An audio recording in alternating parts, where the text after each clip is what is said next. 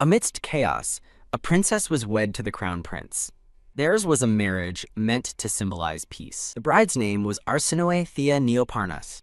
Arsinoe smiles, anticipating a happy future, but her open eyes reveal a sharp resolve. A hand reaches out to take hers. A brown-haired man with purple eyes calls her, "My Arsinoe." Arsinoe takes his hand, smiling nervously. She recalls her first life and this fateful marriage. They seal their vows with a kiss. In that moment, she believed in happiness. Later, her husband descends a dark, winding staircase. He stops before a heavy, ornate door. He peers inside with a sinister smile. Arsinoe kneels on the floor, bloodied and broken, as her husband appears before her. A black-haired man beside him taunts that her life doesn't seem too bad. As she tells the black-haired man to be quiet, her husband approaches, chiding her for being cold. He kneels before her, claiming to bear good news. She realizes with dawning horror that he has finally conquered her homeland, Parnas. He confirms her fears, thanking her for the intelligence she provided about a secret passage that was particularly useful. He smirks, admitting a general caused some trouble. He casually mentions wiping them out as Arsinoe desperately asks about her mother. He coldly informs her that her mother had already been killed. She finally understands his true, monstrous face. He mocks her for crying, a rare sight, he notes, as she despairs over her powerlessness. Accepting her fate, she tells him he will kill her now. She reaches for his feet in a final plea. She bows her head to the floor in complete submission. Arsinoe begs for the mercy of dying by her homeland's sacred relic, the sword she always carried. Calling her pitiful, he grants her request, tossing the filthy antique on the ground before her. He turns and prepares to leave. He bids a final, cruel farewell to Arsinoe. As he walks away, she curses the wretched traitor. Defeated, she looks down at the dagger. Picking up the blade, she laments her foolish, ruinous choice. She knows she is the only one left who understands the silver dagger's true power. She reveals its secret. Dying by this dagger returns her to her 12th year. She grips the dagger, her decision made. In her first life, she tried to stop him. In her second, she tried to run. In her third, she became a spy, but that failed too. He had played her like a puppet, discarding her when her use was gone. She resolves that this time will be the last. If this fourth life fails, she will choose the final piece of death. She gasps, her eyes flying open in shock. The younger Arsinoe sits up in bed, bewildered. She has returned to the past once more. Sunlight streams into her room, signaling a new morning. Her eyes now hold a cold, hardened determination. She steps onto the floor, ready to begin again. A young Arsinoe walks purposefully down a hallway. Her expression is one of grim determination. She hurries down the long, sunlit corridor. She bursts through a door looking shocked. She recognizes the woman, thinking her name, Rusi. The woman, Rusi, turns with a gentle smile. Rusi stands elegantly in her room. Her expression is filled with gentle concern. Overcome with emotion, Arsinoe begins to cry. She throws herself into Rusi's arms. Rusi returns the embrace with a soft, happy smile. She clutches Rusi, overwhelmed with relief. It was then her life began to fall apart. A plague swept through the royal family, killing everyone. Clinging to Rusi, Arsinoe's resolve hardens. Arsinoe declares she will become a soldier to protect them. She recalls a past life's failure to escape the empire. In her second life, she tried to run, but he caught her. A cruel man with blue eyes considered a punishment to ensure she'd never leave. He cruelly stabbed a needle into her foot. Her screams of agony echoed through the rainy night. The scene shifts to a quiet, sun-dappled forest. She slowly opens her weary eyes. Chained to a tree, she was left for several days. She recalls that the true torture was starvation. The sound of footsteps rouses her from her stupor. The brown-haired man appears, greeting her casually. Desperate, she recognizes him and begs for something to eat. He agrees, presenting a covered platter as a gift. Uncovering it, he reveals a human body to a confused Arsinoe. Her eyes widen in absolute, dawning horror. She screams, recognizing the body as her mother, Rusi. Reeling in shock, she screams again in agony. She chokes out her mother's name in despair. The man smiles cruelly, satisfied with her reaction. He grabs her jaw, commanding her to eat. She turns her head away in silent, disgusted defiance. She inwardly vows to make him taste her despair. He scoffs at her refusal of his gift. He coldly orders his men to gouge out her eyes. Even then, she vows to inflict even greater pain upon him. Bells ring, pulling her from the horrific memory. Back in the present, her long hair is tied up. Dressed in a uniform, her expression is somber. Recurring nightmares of her past lives fuel her current purpose. Her gaze is cold, her resolve absolute. She stands determined to kill the one who cursed her fate. To do so, she will take up the world's strongest sword. She must find the Grand General, Walter Heiberg. She resolves to become his master. At the military academy, a voice bemoans the cadet's weakness. A blue-haired cadet named Geronimo leads the pack as an instructor yells at them to pick up the pace. Another cadet shouts for a man named Bandel to slow down as he rushes ahead, apologizing. The instructor, Jen, the Grand General's aide-de-camp, yells at the sluggish larvae to move faster. A red-haired boy complains that he can't possibly run at the same speed as a lichen. He turns to Arsinoe, noting the murderous look in her eyes, and asking if she had a nightmare. Jen threatens that the last one to finish will be tied to the academy bell, making the boy scream in terror. After the grueling run, the cadets collapse while Arsinoe stands, catching her breath.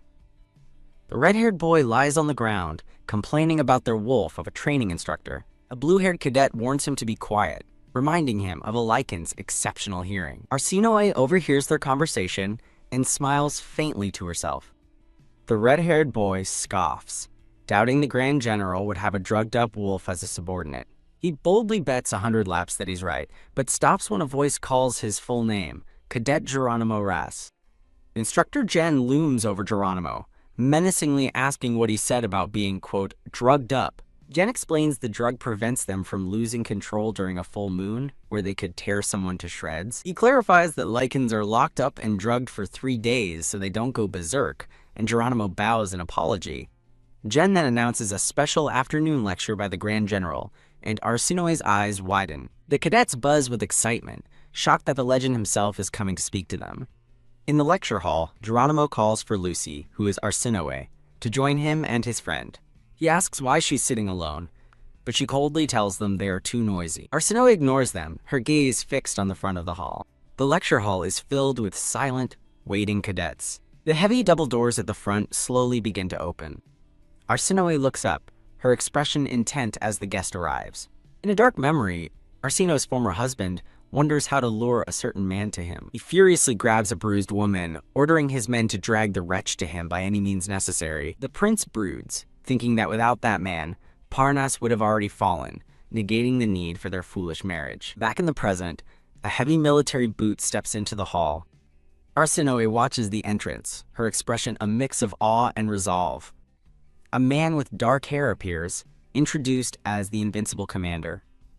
He is the national hero, the strength of Parnas, the Grand General. The legendary Walter Heiberg enters, his presence commanding the room. Among the iron-blooded Heiberg family, Walter was said to be exceptional. He graduated from the military academy early and became the youngest brigadier general in history. At age 22, he stood bloodied over a fallen foe. He became great general after crushing the Lichen Rebellion, his combat skills and leadership superior in every way. His power was amplified by his magic sword, Dawn. The sword rests at his side, its hilt gleaming. Arsinoe observes his blade, thinking it looks surprisingly ordinary. Her gaze shifts to the man himself, finding him more refined than she'd imagined. The other cadets whisper in surprise, having expected someone huge and terrifying. They conclude he looks more like a handsome scholar than a soldier. Walter stands at the podium and opens the floor to questions, excluding classified information. Hands fly up as cadets eagerly ask questions, but Arsinoe remains silent, contemplating. She studies him intently, planning her own move. As he begins speaking, she wonders to herself if she can make him hers. She knows Walter is a man of principle and resolves to find a way to make him remember her.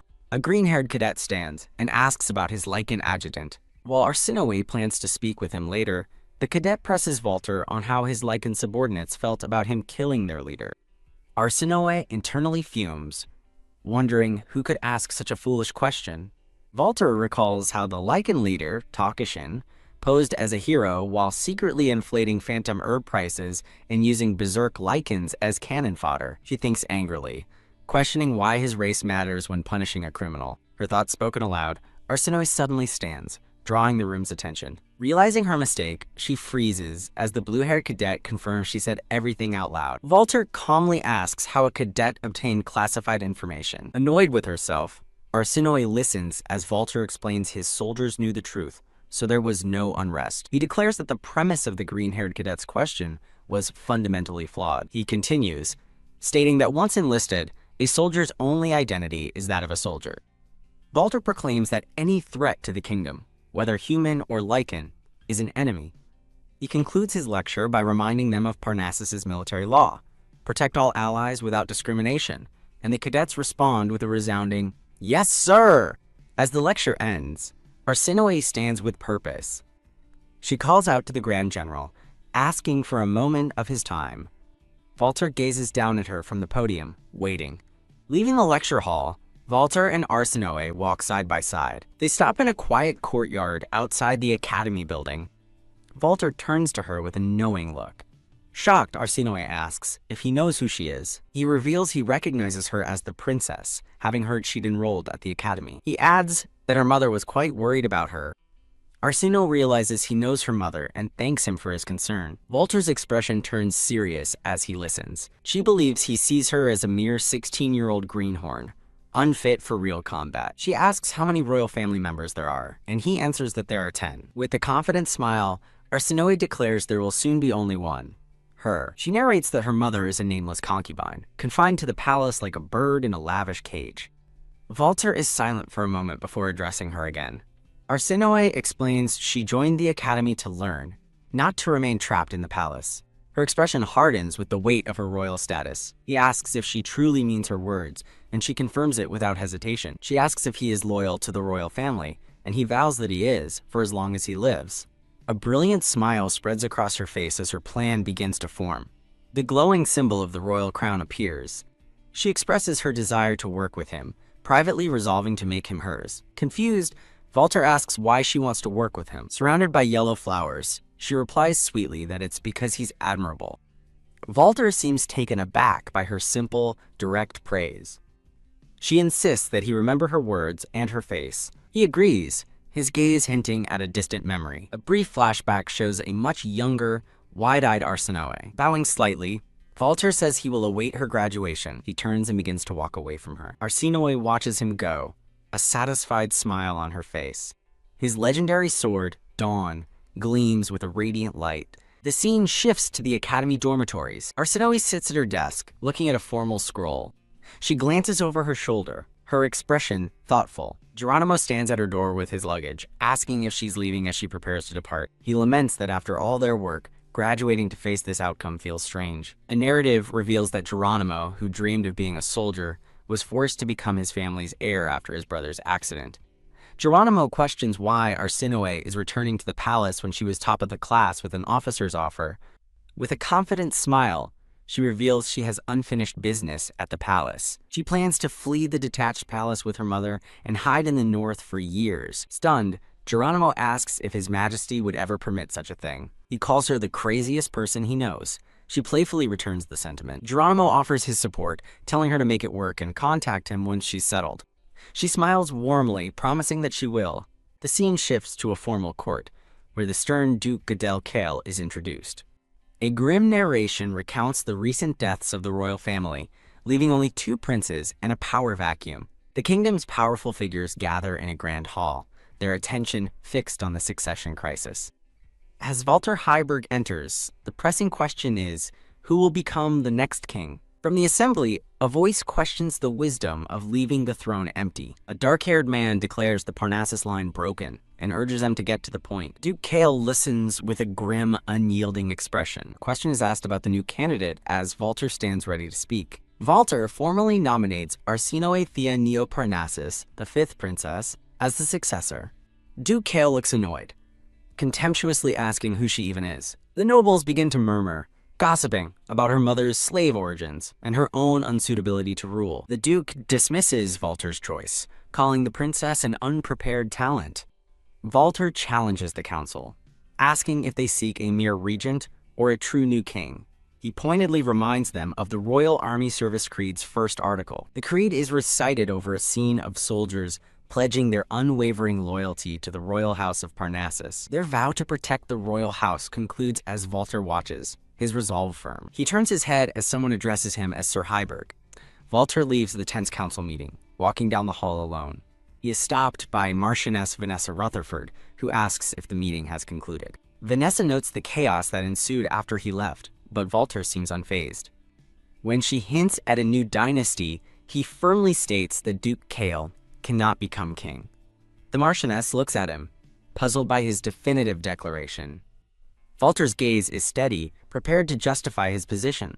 Vanessa bursts into laughter, asking why they've wasted their efforts and can't claim the throne.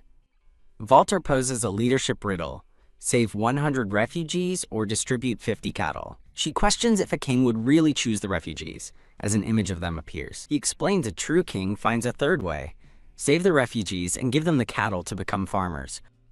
A king, he states, is one who embraces all his people and guides them to prosperity. Skeptical, she asks if the concubine's daughter can do that. Walter confidently affirms she can. Vanessa warns him that Duke Kale plans to reconvene the council in a month and is gathering soldiers. Walter listens to the warning in stoic silence. The Marchioness watches him go with a faint, knowing smile.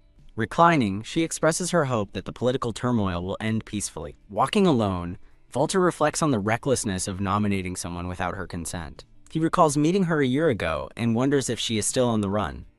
In a snowy wilderness, a command rings out to "Get her!" As a lone figure flees, the fleeing figure is Arsinoe, who grimly realizes she has been caught again. She leaps across a snowy cliff, her expression one of grim determination as she evades her pursuers. The story comes to a pause, marking the chapter's end. The scene transitions to the bleak, cold interior of a stone prison. Arsinoe's eye opens in frustration as she wonders why she always ends up captured. Sitting in her cell, she despairs over how to escape and whether her mother knows of her capture.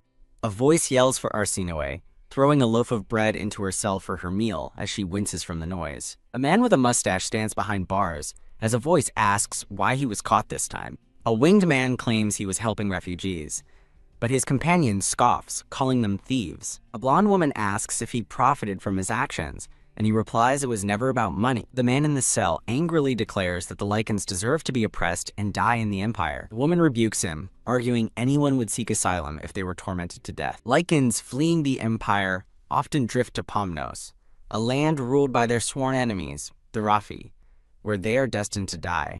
A small, lone Lycan child sits hunched over in a boat, drifting on dark waters. The woman is reminded of her own and her mother's struggles by the Lycan's desperate fight for a new life. The winged man calls the creatures monsters, but the woman challenges his prejudice, prompting him to remind her of their dangerous location with a tap on the bars. She muses how peaceful it would be if everyone could just get along, but he scolds her for acting as an illegal broker, a fact she snaps back she already knows.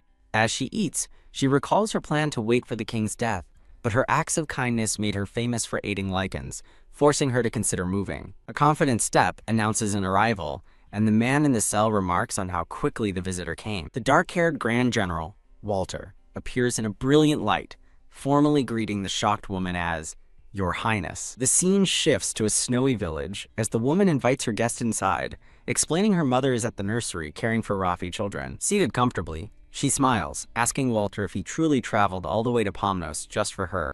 Walter holds his teacup, a moment of quiet contemplation before he answers. He smiles warmly, admitting his mind is at ease now that he sees she is safe, confirming her suspicions. Walter explains that his arguments against being her guardian were ignored, and that he knew this day would come ever since signing as her guarantor. The woman recalls her past desperation, branded as a criminal, and her shock when the person sent to her was none other than Walter. Their eyes meet in a moment of quiet intensity. She explains that she never intended to become a savior. The Lycans simply came to her seeking help. Walter points out she's said that before, leaving her flustered and lamenting her constant lack of grace around him. His expression turns serious as he warns that two neighboring kingdoms are preparing for war, fearing Parnas may be caught in the crossfire. She holds her cup, assuring him that even in Pomnos, she remains a loyal citizen of Parnas. Walter looks at her, a silent question in his eyes. She delivers shocking news with a grim expression. His Majesty the King died 10 days ago. Clink, A teacup falls as she reels from the news, thinking it's too soon, while Walter reveals a strange illness had been spreading among officials. Walter kneels before her, formally requesting permission to proclaim her the 19th sovereign of Parnas. She can only stare back, utterly speechless. A sudden crack marks a vision of a crumbling stone hand. The scene changes as Walter stretches, waking from sleep. A memory surfaces of Walter kneeling before her ghostly figure, reporting that the king and the entire royal family had been wiped out. Her thoughts race. Their deaths came too soon, ruining her plan to claim the throne 3 years from now.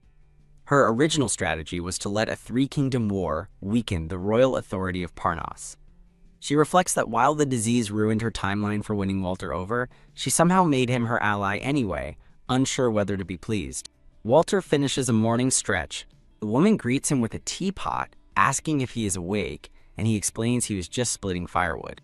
Unfazed by the cold, Walter picks up his sword, assuring her he's used to harsh training conditions. She laughs, amused that his formal speech patterns don't fit the rugged scene, much to his confusion. She smiles playfully, asking him to please put on some clothes so they can discuss important matters. The scene transitions to a quiet, snow-covered village on a hillside. As Walter sips his tea, she privately observes that despite his title, he doesn't seem like a soldier at all. She glances at his magnificent sword planted in a snowdrift and asks if it's safe to leave it there. He casually offers to put it away, making a beckoning gesture with his hand. Zing, with a flash of light, the sword flies from the snow directly into his waiting hand, much to her surprise. She stares, amazed, asking if the sword truly returned to him on its own. A log is kicked into the air, flying straight toward Walter and his glowing sword. He effortlessly splits the log mid-air as she imagines him single-handedly charging into an enemy camp. She silently observes him, thinking his power is a completely broken ability. She finally asks why someone like him wants to make her king. His answer that she's of the Emperor's bloodline fails to convince her. Arsinoe looks him in the eye and asks for the real reason he chose her. Walter hesitates, searching for the right words to begin. Confused by his demeanor, she asks if he likes criminals, prompting him to apologize for his poor wording. He reveals he knows she has helped Lycans and Lafty for over a year, quoting her belief that a true king protects all. A brief flashback shows another man watching a prison, thinking that forcing the Lycans to another country would be a peaceful solution. Arsino states that if he considers her past actions to be minor, that's all the more reason to support her now. Moved, Walter vows to devote his life to proving her worth, if she will let him stay by her side. She inwardly agrees, thinking he's the sword she intended to obtain anyway. Walter stands beside a wooden cart and says that he understands. Arsinoe steps towards him, confidently ordering him to protect her. She tells him he is the only one she can trust, and he earnestly promises to do his best. Privately, she resolves that one day he will be the sword of her revenge, and then she will become the king he desires. The scene transitions to a grand palace, where two nobles are seated at a table in an opulent room. A red-haired woman with a fan remarks on how quickly the month has passed, noting it's already autumn. Duke von Witten asks her not to slip away from the meeting this time. He stresses the urgency of their situation, but the red-haired woman claims she is not on anyone's side. Duke Goodell Kale makes a grand, sparkling entrance into the room. As Duke Kale enters, the red-haired woman notes that everyone's intentions are aligning and wonders what Sir Heiberg will do. TSK, Duke Kale expresses his annoyance at having to ask for attendance before officially starting the meeting. Walter appears at the doorway and is beckoned to enter. The sound of elegant footsteps echoes as a woman in a red gown walks down a luxurious carpet. Dressed in a stunning red gown, Arsinoe arrives and greets the assembled nobles. The other nobles wonder who she is, while Duke Kale watches her with a smug, knowing smile. Duke Kale greets her, remarking on her growth and asking about her mother, Lady Ancilla, whom she confirms as well. He comments that she seems better suited to being outside the palace, a subtle jab Arsinoe recognizes as a power move. The other nobles whisper amongst themselves, realizing she is the daughter of the concubine, Ancilla. A title card introduces Duke Goodell Kale, whose immense wealth rivals that of the royal family. His background is revealed, a powerful noble who ruled without resistance, but whose dominance is also his greatest weakness. Arsinoe apologizes for her sudden appearance, stating she has something important to say. She asks for permission to speak bluntly, which Duke Kale grants with condescending generosity. She decries the unprecedented vacancy of the throne, noting the paralysis of the kingdom's administration and diplomacy. Arsinoe laments the Lord's indecisiveness, prompting a look of irritation from Duke Kale at her perceived arrogance. A close-up shows her hands clasped together, her resolve firm. She stands before them, her expression resolute, and her fangs slightly bared. Duke Kale challenges her to name the most suitable candidate, secretly vowing to silence her permanently if she names herself. With her back to the council, Arsinoe declares that the one most befitting the throne is present in the room. Duke Kale is stunned by her audacity, while Arsinoe's expression remains determined. She repeats her statement, affirming that the person most suited to be king is there. The Duke stares, speechless at her bold declaration. Walter steps forward in shock, questioning what the princess could possibly be saying. Arsinoe glances back over her shoulder, meeting Walter's surprised gaze. She bows her head gracefully, maintaining her composure. Chuckling, Duke Kale dismisses her words as a wild fantasy and demands she retract the outrageous statement. Arsinoe denies any intention of slander, claiming the timing is simply bad before questioning the Duke about recent traffic through his territory. She reveals that Lycan slaves conscripted by the Empire have been flowing into the neighboring country of Dopine. She reminds them that Dopine is at war with Antavasila and has a weak military, raising suspicion. The red-haired woman realizes Dopine provoked the war, finding it strange and wondering what it could mean. Arsinoe's eyes blaze as she implies the Empire is secretly behind the war. Outraged, Duke Bon Witten slams his fist on the table and calls her accusation utter nonsense. Walter steps forward to corroborate her story, stating that the princess has been helping Lycan refugees from the conflict for 2 years and has sufficient evidence. Marchioness Vanessa requests confirmation from Raffi, as Walter listens and understands. A title card explains Duke Kale's immense wealth and pro-empire political leanings. Arsinoe argues that if the Duke becomes king, he'll be seen as an imperial puppet, disgracing the royal family. The Duke claims he can nullify the agreement, but Arsinoe counters that he has no basis, leaving him speechless. Arsinoe declares that until the Empire makes its move, she will be the one to protect the throne. Duke Kale scoffs at her ambition to become king, but she cryptically adds that there is one more thing. With stunning confidence, Arsinoe reveals that she knows the cure for the plague. Marchioness Vanessa is shocked, asking if she can really cure the disease, adding that it would help her own daughter. Duke Kale demands an explanation, as Arsinoe internally challenges him to get angry and questions Walter's loyalty. Her inner monologue dares him to resent her for challenging his authority, but he remains silent. The Duke's face darkens as he incredulously thinks, "Support you?" Thump! His fist clenches tightly in suppressed rage. Duke Kale furiously dismisses her claim as a lie to seize power, yelling that no scholar has found a cure. Arsinoe calmly clarifies that she will only share the cure with those who support her. A noblewoman in pink stands up, calling the statement ridiculous and accusing Arsinoe of making threats. Walter steps forward, silently taking his place by Arsinoe's side in a clear show of allegiance. Walter invokes the name of the late king, declaring her answer to be the will of the entire kingdom's army. Drawing his sword, he kneels before her in a formal pledge. Bathed in light, Walter bows his head in a solemn oath. He presents his sword as Arsinoe speaks of the dawn that will light their path. With unwavering resolve, Walter looks up, awaiting her command. Arsinoe stands tall before him, accepting his vow of fealty. She turns back to face the stunned Duke and the council. As the Duke seethes, Arsinoe perceives he knows he is losing and grants him one day to decide. She dismisses those who oppose her, expressing her hope to see her new allies again tomorrow. Having made their stand, Arsinoe and Walter depart the council chamber together. They walk down the hall, leaving the tense meeting behind them. Walter glances back, his expression cool and unreadable. The scene shifts to an elegant private chamber with a wash basin. Now in a different dress, Arsinoe admits she cannot figure out what Walter is truly thinking. In a flashback, she recalls how in her 2 previous lives, he was known as the loyal dog of the Parnas royal family. Troubled by her memories, Arsinoe touches her head in contemplation. The doors burst open as a cat-eared man urgently calls for the Grand General. Arsinoe looks up, startled by the sudden and loud interruption. Troubled by her thoughts, she holds her head as she tries to make sense of the past. A Lycan man bursts through the doors, shouting for the Grand General. He stops, noticing Arsinoe's flushed cheeks and wet hair from a recent bath. A flicker of recognition crosses his face as Arsinoe smiles and asks if he remembers her. He suddenly remembers her from the academy, shouting her name Arsinoe and eagerly asking why she is there. She vaguely says she has business and will be leaving, but he informs her the Grand General is returning soon, so she decides to wait. The cat-eared man mentions the general has been acting alone lately and asks if something is wrong. Arsinoe has a moment of realization, murmuring to herself about the full moon. He asks about the strange smell from her pouch. She claims it's nothing special. He opens it anyway, finding pretty stones in a vial, noting one could fetch a good price. His gaze falls upon a different, less appealing item in his hand. He sniffs a strange bone-like object, and she explains it's supposedly a dragon's tailbone. He lights up with excitement, having never tasted dragon bones, a supposed lichen delicacy. Arsinoe confesses with a weary sigh that it's just a fake she bought from a swindler at the market. She playfully flicks the fake bone at him, and he expertly catches it in his mouth. Knock, knock.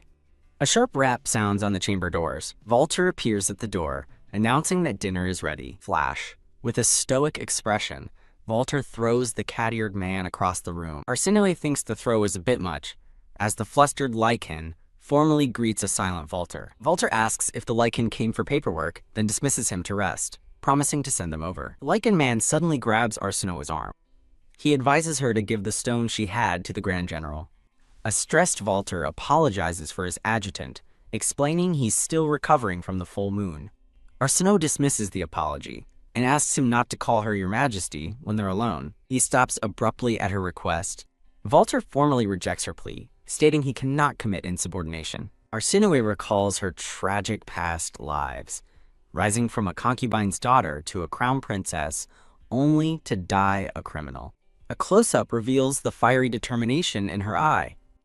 Returning to the present, she realizes that status, class, and titles are meaningless illusions. She turns to Walter with a soft smile. She gently asks him to relax when they are off duty. With a cheerful expression, she again encourages him to relax, but he looks conflicted. Walter remains stubbornly silent, his face tense. Relenting with a thumbs up, Arsinoe suggests they get dinner first. The scene transitions to the palace exterior at twilight. Walter asks when the palace lockdown will end. Arsinoe says not until the plague is gone, and he must stay at headquarters. Arsinoe notes that since she lost her quarters, the real inconvenience falls on him. She gazes out a window, her expression calm and thoughtful. She predicts that the council meeting will have fewer attendees tomorrow. Walter listens intently, his gaze fixed on her. He warns her that Duke Kale is a shrewd politician who will be difficult to handle. Arsinoe agrees, noting the Duke is the only one who can unite the independent lords, which Walter confirms. She turns and asks Walter if his forces would lose against Duke Kale's knights. A faint, confident smile plays on Walter's lips. Her stomach rumbles as she beams with delight, suggesting they eat. A surprised Walter agrees to dinner as the scene fades to night. An announcer declares Lady Arsinoe's arrival at a grand dining hall. Click-clack. As she walks, Arsinoe notes that Duke Kale still refuses to acknowledge her as king. She takes her seat at the head of the table, looking regal and composed. Marchioness Vanessa looks on from across the table. A knight opens the grand doors to the chamber. A line of knights marches into the dining hall in perfect formation. The ornate doors close behind them. Arsinoe smiles, announcing she has prepared a gift and the numbers match perfectly. With a confident look, she repeats that her gift has been prepared in advance. The knights place covered silver platters before the seated nobles. Uncovered, the Marchioness's platter reveals a medicinal herb and a letter, leaving her stunned. In a flashback, Duke Witten offers the herb to a distrustful woman. The Marchioness's eyes widen with dawning horror as she understands the implication. She desperately asks if Arsinoe can truly save her daughter, and Arsinoe promises a full recovery in 2 months.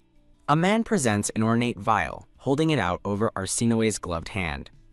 A young noblewoman looks on in shock, while Arsinoe holds the vial with a calm smile. The other lords at the table begin to whisper amongst themselves. Arsinoe and her knight sit calmly at the long, sparsely populated table. The nobles speculate that the former king was poisoned by a fake elixir of immortality. The red-haired Marchioness reveals that it was the first queen who started the rumor about the elixir. Marchioness Vanessa blames herself for her daughter's illness, but Arsinoe says everyone is culpable. Having said her piece, the red-haired Marchioness announces her departure for the day. The scene shifts to a tall castle tower against a starry night sky. A dramatic view from below shows the tower reaching into the night. From a high window in the tower, a lone figure climbs out into the darkness. Consumed by resentful fury, a black-haired man thinks he should have ruined her long ago. The tower room is now empty, its arched doorway open to the night. In a rainy flashback, a voice counts off as young knights train. A knight's armored hand grips a wooden training sword tightly in the downpour. A blonde woman with red eyes watches from a window, noting their training in the rain. A black-haired man at his desk explains they train daily for any unforeseen circumstances. In the pouring rain, the blonde woman recalls the misery of training in such conditions. Overwhelmed by a painful memory, her head spins with confused thoughts. Walter asks if she has something to say, while she internally panics about getting shot. He reveals he was thinking about the medicine as a chibi version of her confirms it's in order. She bows her head, a silent moment passing between them. Walter reveals the First Queen's once rosy cheeks became unnaturally pale, a sign of what was to come. In a flashback, the elegant First Queen is doted on by her ladies-in-waiting. The Queen cruelly tells a younger Arsinoe that the cosmetic is something a vulgar person like her could never use. Young Arsinoe's eyes blaze with hatred, realizing the Queen was using poison out of jealousy. Returning to the present, she asks Walter if the substance is what she thinks it is. He confirms the nobles use the silver medicine, which worsens when exposed to steam. Arsinoe confesses with grim satisfaction that she was the one who spread the steaming method. Walter prepares to deliver surprising news, and she asks what it is. She calmly reports that the third prince murdered the fifth prince before jumping from the tower. Unfazed, Walter admits he isn't sad, as the third prince was his greatest enemy. He apologizes for his bluntness, but she is already thinking of how to handle the lords. Walter watches her silently as they stand in the grand room. A dark resolve hardens her expression as she thinks of those who tormented her and her mother. She vows this will be her final life, freeing her from their faces forever. With a sharp grin, she catches Walter off guard, pointing out he called her "Your Majesty" again. Flustered, he recoils slightly, caught in his formal address. Putting the slip-up aside, she says there is something more important. With a determined look, she beckons him to come closer. Walter steps toward her, his expression unreadable. He obediently extends his open hand before her. She recalls the Lycan adjutant advising her to show the stone to the Grand General. A flicker of realization crosses her eye as she remembers the advice. She looks up at Walter, a plan forming in her mind. As she places a beautiful, glowing stone in his hand, she's surprised by his delighted reaction. She gives him a playful, two-fingered salute. A title card introduces Walter Heiberg, whose hobby is collecting rocks. He marvels at the stone's unique pattern. Arsinoe beams, pleased by his genuine appreciation. Walter gives a rare, brilliant smile, thanking Rusi and promising to treasure her gift. Stunned by his smile and the use of a nickname, she can only stammer an affirmation. Walter assures her he will handle reorganizing the palace while she is busy. The scene briefly focuses on her arm as the moment passes. Crash! The cat-eared Lycan bursts in, shouting that there is a huge problem. He pants in the doorway, as Walter tiredly asks what the emergency is this time. The adjutant urgently presents a letter, claiming a certain bastard just delivered it. The black-haired man silently reads the urgent letter. The Lycan adjutant panics, shouting that the Duke is declaring an independent state, but the man remains unfazed, saying he's glad he appears calm. A blonde woman carrying books arrives, greeting the Lycan adjutant as instructor. Walter confirms her presence as she looks between the two men. The fanged Lycan adjutant fumes, explaining the Duke plans to unite the West and has warned them not to interfere. Shocked, the blonde woman thinks it can't be right, wondering why he'd be angry. Walter agrees with her assessment, leaving the Lycan adjutant baffled by their calm reactions. She questions how the Duke delivered the proclamation so quickly and directly to the other lords, bypassing official channels. She reveals that she already knew Duke Kale was gathering soldiers. Walter points out the clever political phrasing, calling it independence, not rebellion. The question is raised, why not stage a revolt if he has enough troops to establish a nation? An older man with black hair is shown, his cunning strategy described as sacrificing the flesh to cut the bone. His method is explained. Take a foolish loss to create an opening, then viciously strike the opponent's throat, leaving one to wonder what he's willing to sacrifice. Arsinoe turns to Walter, Predicting the outcome in about a month. With a confident sparkle in her eyes, she orders the proclamation for her coronation to be sent out immediately. A determined smile graces her face. Walking down a grand hall, Walter tells Jen, the Lycan adjutant, to show proper courtesy. Jen finds addressing Arsino as Your Majesty awkward, while Walter notes her behavior is unusual. The Lycan adjutant stretches casually beside the stoic Walter. Jen expresses his astonishment at Arsinoe's fearless wisdom despite her youth, asking Walter if he isn't also surprised. Walter gives a subtle, knowing smirk. Jen internally panics, shocked to see the great general actually smirk. The scene shifts to a beautiful sun-drenched vineyard. A hand holds a clump of rich soil. A man in a vest kneels amongst the grapevines and barrels. The older man, Duchesses, smiles, pleased with another bountiful year that will produce decent wine. He states that the most important ingredient is time and patience. Looking up at the sky, he muses that if this is true for wine, what little whelp dares covet his precious land? A young man with dark green hair, identified as Atland, son of Kale, appears, announcing he has a document from the royal palace.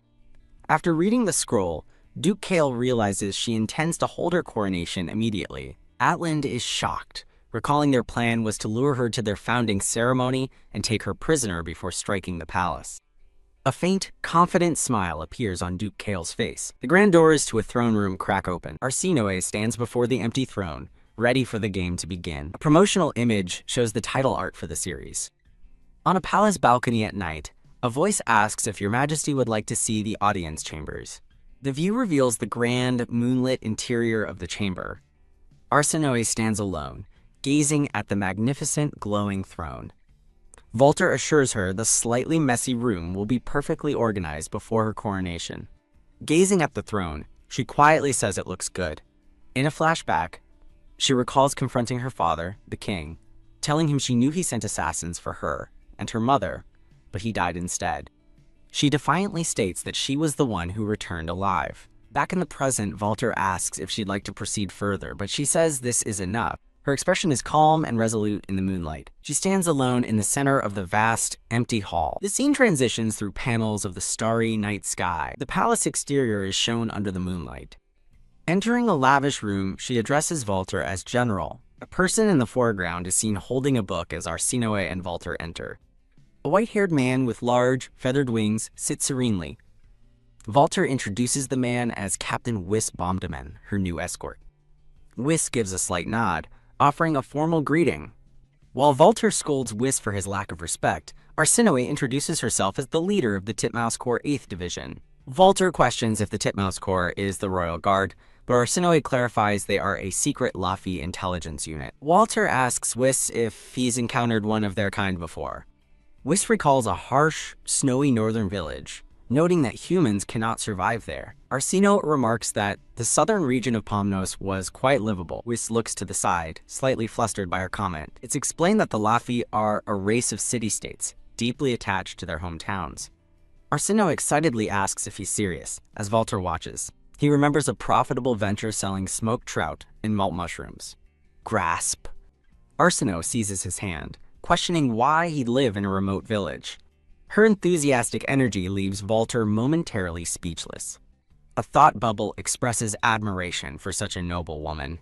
Wis smiles warmly, touched by her genuine interest. He remembers someone with honey-colored hair from Parnassus 2 years ago. Startled, Wis looks over as Arsinoe touches his shoulder. He dismisses the memory, saying the person only had brute strength. Arsinoe recoils in shock, completely baffled by his words. With a newfound respect, Wis bows his head deeply. He properly introduces himself as Wis Bomdeman, son of a chieftain, pledging his full loyalty, while Arsinoe internally apologizes for deceiving him to gain his strength. The scene transitions, showing the grand moonlit room. Arsinoe asks about the number of enemy soldiers, and Wis confirms there are around 2,000. She finds the number odd, knowing Duchesses wouldn't move with so few troops. Walter reports that a search by all Lathi units yielded nothing. Arsinoe leans back, confidently stating they don't know the Duke's true weapon. Walter ponders her words, wondering if Kale's weapon is Port Meyer Harbor. Wis asks if the weapon is on the ships, his eyes widening in horror as he realizes what might be hidden inside them. The scene shifts to the massive fleet docked at Port Myer Harbor. Inside the ship's holds, legions of armored soldiers stand waiting in darkness. A dark, oppressive feeling hangs in the air. The scene transitions to a quiet, moonlit garden path. In a secluded part of the woods, a lone bench sits empty. A weathered map lies discarded on the ground. Arsinoe sits alone on the bench, lost in silent contemplation. Walter stands under the full moon, his expression unreadable. Her hand clenches as she steels her resolve. Walter's gaze remains fixed and serious in the starlight. He approaches, complimenting her ability to find him, and she notes that few know of this path. Walter recognizes it as the overgrown path to Lady Ancilla's palace, which Arsinoe explains nobles avoided. As they walk, her expression hardens with determination. She tells Walter to rest, insisting that, as the king, she will handle the pursuit herself. A quiet, intense moment passes between them. Walter looks away, a subtle blush on his cheeks. A confident, knowing smile plays on Arsinoe's lips. The scene opens on a grand bridge leading to the palace, adorned with banners. Walter stands ready in a hooded traveler's cloak. He urges her to reconsider her dangerous plan, but Arsinoe cheerfully dismisses his worry, saying death is a fine outcome. A purple-haired man with dark wings peeks into the room. The winged man bows nervously, offering a formal greeting to Her Majesty. Jen bursts in to announce the operation is ready, only to stop in confusion at the unexpected gathering. The white-haired man disdainfully comments on the loud entrance. Enraged, Jen demands to know what he said, as Arsinoe notes their rivalry. Jen furiously calls Whis a bird brain, but the winged man calmly demands his attention. Walter steps between them, forbidding such language in front of Her Majesty. With a pleasant smile, Arsinoe decides they can worry about the consequences later. Walter acknowledges the purple-haired winged man waiting for him. The winged man hands Walter a long chain. Walter officially appoints a determined Jen as the interim commander of the Golden Eagle Battalion. Whis gives a secret order to the hooded figure, telling him to evacuate someone if things get dangerous, even if it means disobeying the queen. The hooded figure turns to Arsinoe, who looks back with a questioning gaze. Arsinoe gives Walter his own critical mission, to secure the most important card in the operation. In a flashback, a younger Walter asks if the mission guarantees Rusi's safety, and she realizes he means her. The younger Walter desperately pleads with her to tell him. The hooded figure prepares to be airlifted, holding a chain attached to the purple-haired winged man as Arsinoe watches. The hooded man looks back with a serious expression before they depart. Arsinoe peeks out, stating she'll wait until the sword returns. The winged man takes flight, carrying the hooded figure into the sky by the chain. With the sun setting, Arsinoe decides it's finally time to begin the hunt. The two figures soar over the vast ocean under a starry night sky. They arrive high above their destination, Port Myer Harbor, Duke Kale's territory. The purple-haired man named Napari warns the Grand General that it's dangerous to land here and they should go further in. Walter dismisses the warning, ordering a direct infiltration of the castle ramparts and commanding Napari to descend. Walter plummets rapidly toward the castle below. He deftly unhooks the chain and lands silently on the castle wall. Walter stands watch atop a tower, silhouetted against the night sky. A guard calls out, but Walter instantly appears and strikes him down with a silent blow to the throat. As the first guard collapses, another spots the intruder and screams for help. Walter neutralizes the second guard with another precise, disabling strike. He sprints down the rampart, leaving unconscious guards in his wake. Walter's expression is one of pure focus as he continues his mission. The scene shifts to a grand, empty throne room. Banners hang in the silent, waiting hall. Hidden in a corner, the white-haired Whis sits, clutching a bleeding wound. Arsinoe complains about the noise he's making after she went to great lengths to hide him, but he tells her to calm down. Whis calls her plan reckless, and she laughs, remarking that the Grand General said the same thing. Arsinoe tells him to be patient, as it's only 3 o'clock. She looks on with resolve, a blue coolant stone hanging from Wiss's uniform. He notices her staring intently at the blue stone on his chest. She smiles sheepishly, admitting she's never seen a coolant stone before. He tells her she can stare all she wants, as the stone's temperature is perfectly safe. Whis explains that the stones are as valuable as diamonds, that there are only 12 lapis in total, and that recruiting them is incredibly difficult. Arsinoe says that is precisely what she wants to understand. She begins to question why a lapis who treasures freedom would choose this path. He looks away, flustered, As she points out, he could have lived an easy life back home. She grabs him and demands to know his real reason, startling him with her intensity. The moment is interrupted by Jen, who reports that 8,000 enemy soldiers are approaching, just as Arsinoe predicted, much to Wiss's relief. Arsinoe smiles, confirming their plan is to lure the enemy forces inside the palace. Confidently, she declares that she is a genius and they will not lose. She turns to Jen with a bright smile, ordering him to go cause chaos. With a sharp-toothed grin, Jen prepares to face the incoming enemy. The Lycan soldiers brace for the incoming assault. With a fierce grin, Jen rallies his troops, promising a rack of lamb for every enemy they defeat. The scene shifts to the capital port under a starry sky. Feeling dizzy, the Duke is supported by an aide. He regains his composure, stating his plan is unfolding perfectly. Standing before his army, the Duke receives a resounding yes from his troops. A light-haired knight steps forward, offering to escort his lord. The Duke reflects that victory is decided by careful preparation. He reveals his deception, having let 2,000 troops be spotted to lure Arsinoe into a false sense of security. He dismisses her chances with utter confidence. The Duke orders his men to release dream incense upon entering the palace to neutralize the Lycans, but his knight voices concern for their own. Dismissing the concern, the Duke coldly states they have very few Lycans with them anyway. A panicked shout rings through the palace. Damn it! It's dream incense. Move!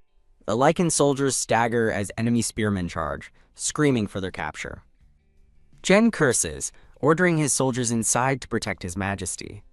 A young soldier, dazed, holds a piece of incense, questioning their situation. Another soldier cheerfully notes their success will bankrupt the commander on lamb ribs, but is told to keep fighting. Jen orders his troops to fall back as far as possible. He grimaces, realizing the devastating effect of the dream incense. As an enemy soldier lunges, Jen swiftly disables him, nonchalantly saying, "Oops, my bad." The scene shifts to the grand, empty hall of the palace. A legion of the Duke's armored soldiers marches into the hall. Jen rushes to Arsinoe, announcing the enemy's arrival. She commends his work and tells him to hide. As the Lycans retreat, one happily chants lamb chops, and Arsinoe thanks them for their efforts. Jen angrily threatens his subordinate to ensure he protects Her Majesty properly. A blood-curdling scream echoes from a distant, brightly lit doorway. Thud, Wiss lands, contemptuously asking who the low-ranking punk is to be barking orders. Arsinoe watches them, cheerfully remarking that fighting will make them closer friends. Outside, the Duke's soldiers shout triumphantly, having found the fake princess. A woman in a white dress gestures for them to follow her. The soldiers eagerly give chase, fighting each other for the reward. An armored soldier looks up towards a brilliant light in the cathedral hall. The soldiers are stunned to see a figure with massive white wings on a high balcony. A single, powerful white wing spreads wide. As feathers drift down, a magical orb forms around a beautiful flower. On a swing high above, Arsinoe smiles slyly, asking the soldiers, "Do I look like a fake?" The soldiers stare up in stunned silence. One shouts that she's escaping and frantically calls for archers. Arsinoe playfully offers to spare their lives if they surrender. She declares she broke the glass ceiling for this moment, urging Wiss to fly as they must finish before dawn. Wiss lands with Arsinoe on the high ramparts of the palace. 3 soldiers bow to Her Majesty. She thanks them for their hard work. Arsinoe stands on the ramparts, surveying the scene below. She crosses her arms in a resolute X shape. Raising a determined fist, she gives the order, "Seal off the palace." A soldier watches as the grand palace gates begin to close. On the castle walls, a soldier gives the signal to mobilize. Troops quickly take up defensive positions along the ramparts. A line of royal archers draw their bows, taking aim at the trapped army. Arsinoe herself holds a bow, the tip of her arrow ignited with magical fire. Arsinoe unleashes a flaming arrow. A heavy weight shatters the castle gate. An enemy soldier shouts in panic about an ambush from appearing reinforcements. A hail of arrows rains down upon the surprised soldiers. Arsinoe strategizes to isolate the enemy and break their morale until Walter arrives. A soldier announces that Rafi's winged squad has arrived to reinforce them. The winged soldiers drop sacks from the sky onto the courtyard below. A hand reaches out as the single word echoes, "Fire." The sacks burst into flames, engulfing the courtyard and the Duke's troops. Wiss lands and asks if Arsinoe is safe. She confirms she is fine, but chides him for harming his people. Arsinoe promises to open the palace's medicinal spring baths for the winged soldiers once the battle is won. She glances back with a resolute expression. Enraged outside the blazing gate, the Duke demands entry but is told the flames make it impossible to approach. The Duke seethes while Arsinoe smirks confidently. The scene shifts to a peaceful, sunlit vineyard. In a grainy flashback, two men converse in a garden. The man reveals his knowledge of Arsinoe's plan to use the ceremony to stir unrest and attack the palace. He notes that she is now holding her coronation on the very day she enters. A man tells another that when he becomes king, the other will become one as well. A younger, tearful man protests that his brother is still alive, but is told Aegon has everything he needs. The older man explains that Aegon agreed to live an ordinary life without struggle. The young man looks down. Conflicted, a woman's voice calls out to Atland, her kind son, who was shunned for being born with one eye. Back in the present, an aide reports to the Duke that the fire has scattered their forces and all communications are down. The aide panics, questioning how their 4,000 men were overpowered by mere standing forces. The Duke realizes with horror that the palace was only guarded by lichens, explaining their fast retreat. A soldier runs in, shouting that a massive force is advancing from the forest road. The scene shifts to the rustling leaves of a dense forest. The Duke watches in shock as the command's army arrives unexpectedly fast, and he orders his men into formation. A silver-haired archer takes aim with deadly focus. Royal archers leap from the castle walls, raining arrows on the Duke's soldiers. The Duke's subordinate screams for a counterattack, but despairs at the overwhelming number of enemies. Amidst the chaos of battle, an eye widens in terror. The Duke's subordinate collapses, defeated on the battlefield. Walter arrives on horseback, surveying the outcome of the battle. A letter from Arsinoe offers Duke Cale one last chance to surrender or face judgment. A messenger reads the letter, and the Duke furiously rejects the offer, ordering the messenger killed. The Duke's subordinate looks on in confusion. Walter appears holding a captive at sword point, whom the Duke recognizes as his son, Atland. The Duke screams in fury, demanding Walter release his son. He descends into a frantic panic, pleading for this not to happen. Walter offers a chilling choice: surrender or watch his son die. Duke Cale stares, his expression a mixture of cold fury and defeat. Crying, Atland apologizes to his father over and over. The scene transitions to a sunlit forest, as Arsinoe wonders why a royal secret passage leads there. Whis calls Arsinoe strong-stomached, but she says she's just grateful for a hiding spot and teases him about the dirt. He retorts that being a soldier doesn't mean he has to like filth or bugs. Arsinoe playfully sticks her tongue out, causing Whis to recoil dramatically. A woman with a censored finger gesture sticks out her tongue in a final taunt. A dark-haired man glares intensely as someone off-screen remarks that he looks ready to throw a punch. Arsinoe apologizes to the winged man, explaining that seeing him brings back memories, prompting his skeptical retort about what memories she could share with the cricket. She playfully asks if he has ever eaten one, causing the flustered man to beg her to stop teasing him. With a serious expression, she insists she is not teasing. A dark, fractured memory reveals a suffering man and, below him, a sinister, purple-eyed man smiling cruelly. Arsinoe's eyes burn with an intense, fiery resolve. In a beautiful white gown, she looks over her shoulder with a confident, knowing smile. Her radiant smile remains as she looks back triumphantly. The winged man reports that the Duke has surrendered and been taken hostage to headquarters by the Grand General. He declares victory to a stunned-looking Arsinoe. Announcing she is going to sleep, Arsinoe promptly collapses on the deck, much to the confusion of her companions. Bathed in a warm, gentle light, she rests peacefully. A title card marks the beginning of a new chapter. The story moves to the magnificent imperial palace of the empire. In a flashback, a man's voice narrates that Arsinoe will be ready for the banquet as her hair is styled. The man fastens a necklace around her throat, admiring her beauty. Arsinoe stares at her somber reflection in an ornate mirror. Back in her room, she wonders where her cat, Lumi, is, and decides to search for her outside. Her thoughts are interrupted as a bouquet of tulips is presented to her. The gift is from a charming, purple-eyed man who addresses her as Your Highness. He leans over her chair, explaining with a smile that he had to be present for his beloved consort's birthday. Her hand clenches her dress, as a voiceover reveals she turned him down. He presents an ornate box, certain that she will like his gift. Her eyes widen slightly as she examines the present. With gloved hands, she carefully opens the box. A splash of red appears as a horrified scream escapes her.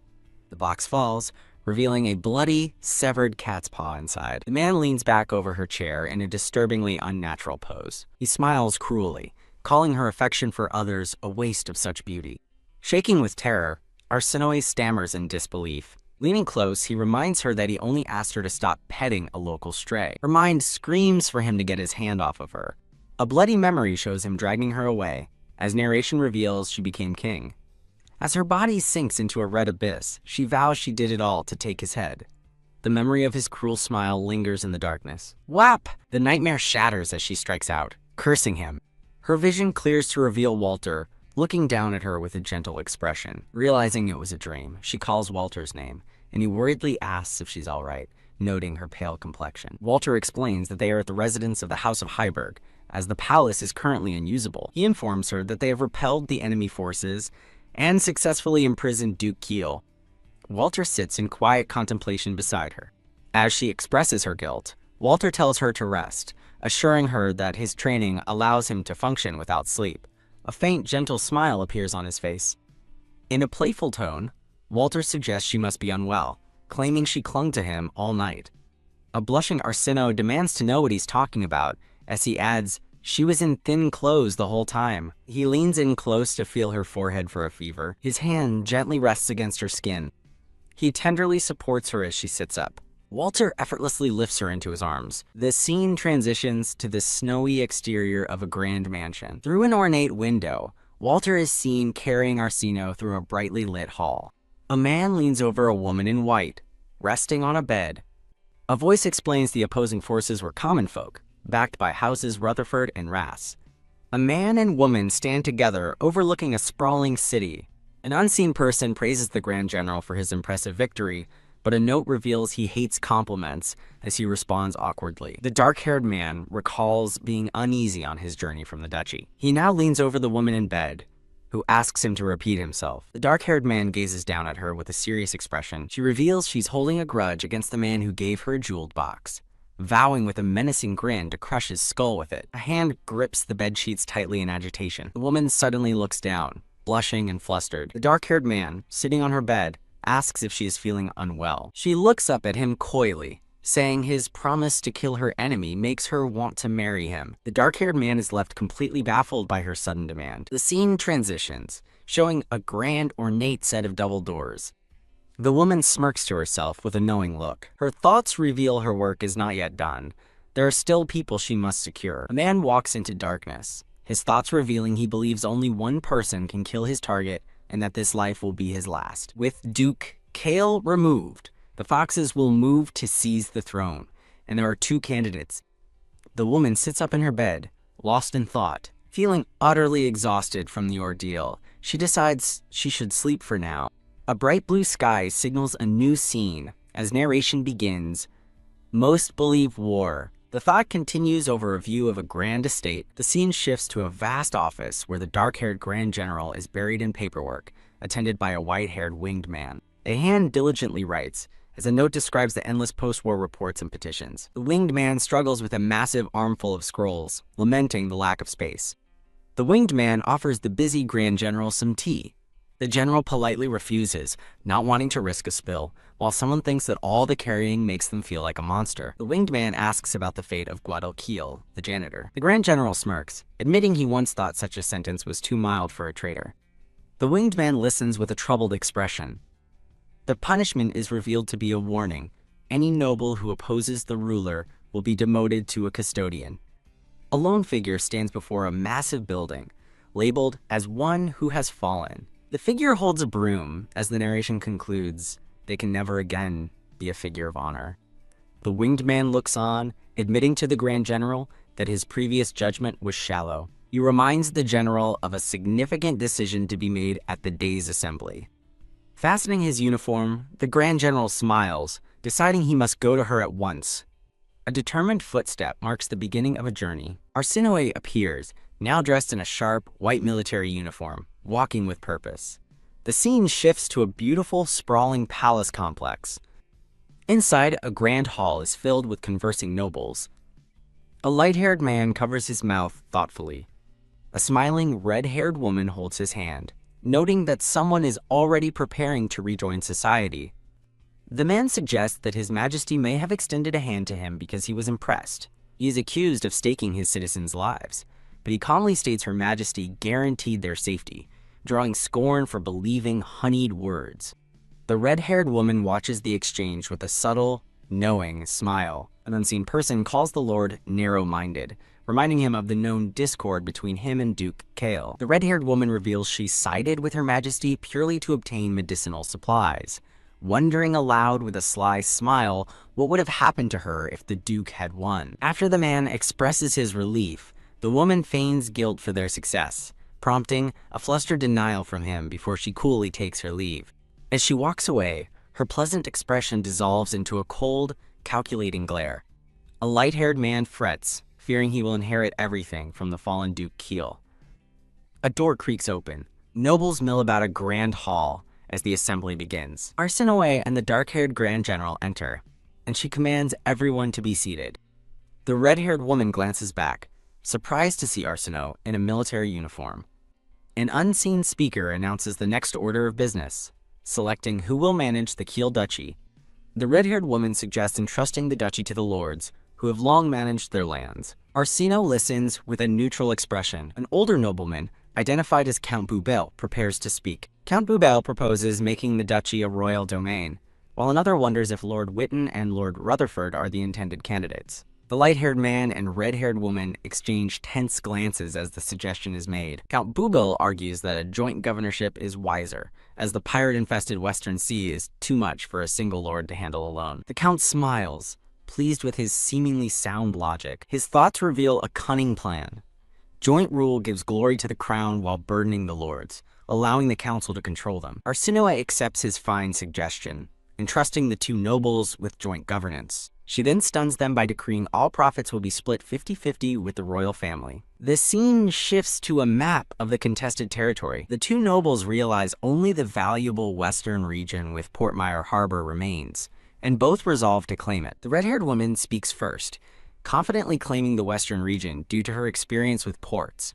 Outraged, the light-haired man slams the table, arguing Portmire is a key diplomatic point that requires real skill to manage. The red-haired woman dismisses his insult, boasting of her established diplomatic relations and cultural salons. The light-haired man finds her audacity amusing. He scoffs that real diplomacy isn't done from a desk, earning a menacing smile from the woman before someone interjects. Arsinoe rises, ordering them both to calm themselves and sit down. As they settle, she muses on the immense strategic importance of Portmire. The two rivals sit in tense silence, glaring at one another. A lord's face is shadowed with thought. They both recoil in shock, realizing the decision lies between them. Arsinoe beams, delighted at having set them against each other. The scene transitions to a peaceful, sunlit forest path. Arsinoe chuckles softly to herself, amused. Riding alongside the Grand General, she admits she found their reactions hilarious, feeling more playful with age. The general asks her a question as they ride, noting the immense value of the Keel Duchy. Arsinoe gazes into the distance, contemplating her next move. A faint, knowing smile plays on her lips. The general asks what she wants to see, finding it hard to understand why she entrusted such valuable land to those two. He quickly apologizes for doubting her, but she says she appreciates it, as it helps her organize her thoughts. Arsinoe continues to ponder the situation. Her thoughts drift to Duke Keel's fall, from his position as the top candidate for king. She wonders if the other lords will truly follow her, the new king who took his place. The general insists they will, but Arsinoe thinks they will just see her as a rookie. She laughs, telling the confused general that the lords likely credit him, Walter, for Duke Keel's defeat. Arsinoe explains that, while Walter was a great general, she was seen as an unimportant child, leaving Walter looking troubled. She touches his shoulder, explaining that the lords will let their guard down around Lucy. Her plan is revealed. She is using the duchy as bait to draw out her enemies. Her eyes gleam with determination as she vows to stay strong until their true faces are revealed. The general asks if there are other traitors to expel, and Arsinoe considers the question. She recalls the countless people she's met through her repeating lives. She looks over at the general beside her. A golden light frames him as narration states that he, the man before her, was different. A memory of a grand castle burns against the night sky. In the past, Walter fought relentlessly until the moment of his death. In all three of her past lives, he alone protected Parnassus. While Walter fought, others were busy either fleeing or surrendering. Arsinoe recalls the nobles who betrayed them, resolving to confirm if a certain spy will turn traitor once again. Arriving at their destination, Arsinoe shields her eyes from the sudden brightness. They reach a grand white castle, where they are greeted by the one who always stood with Walter. A new chapter begins, signified by a title card with an ornate sword. Arsinoe, Walter, and the winged man enter the temple of the nameless god. A young priest bows deeply, pledging his unwavering service to Her Majesty. Arsinoe glances back, confused by the boy's formality, while Walter remains stoic. The young priest leads them down an arched hall, announcing the way to the chapel. The winged aide learns the ascetics here are nameless, having severed all worldly ties to serve their god. Walter watches the exchange with a subtle, knowing smile. He asks if their shaved heads are part of the tradition, as the young priest continues to lead the way. The winged aide finds the concept strange, muttering that he's on the fluffy side, before a sudden realization hits him. Aghast, he clutches his head as a feather falls, a byproduct of his irreverent thoughts. After quickly composing himself, the winged aide rejoins the group as they proceed. Arsinoe turns to Walter with a curious smile, asking if something is true. The young priest explains that the divine sword, Dawn, remained untouched in the basement as no one could lift it. Suddenly, a powerful man named Sir Hyverg lifts the sword, stunning the onlookers. The winged aide recalls the oracle. The master of Dawn will reveal the god's true name, questioning if it isn't simply nameless god. He dismisses the name as ridiculous, but the priest's serious stare reminds him that he, too, uses a number for a name. An old prophecy reveals that when the god's name returns, he will descend upon the world. The young priest excitedly declares Walter the prophesied hero, much to Arsinoe's shock and the winged aide's amusement. Flustered by the attention, Walter urges them to hurry on to avoid falling behind schedule. The scene transitions back to the gleaming white exterior of the temple. As they walk, the young priest and Arsinoe gush over Sir Hyverg, calling him handsome and perfect. Walter sternly reminds them to be quiet, as they are in a sacred place. As Arsinoe watches him, she notices his ears have turned red with embarrassment. She smirks, delighting in his flustered state and vowing to tease him like this more often. Her playful mood vanishes, replaced by a cold, serious expression as she steps forward. Arsinoe greets a haggard-looking man, addressing him by his now fallen title, Duke Keel.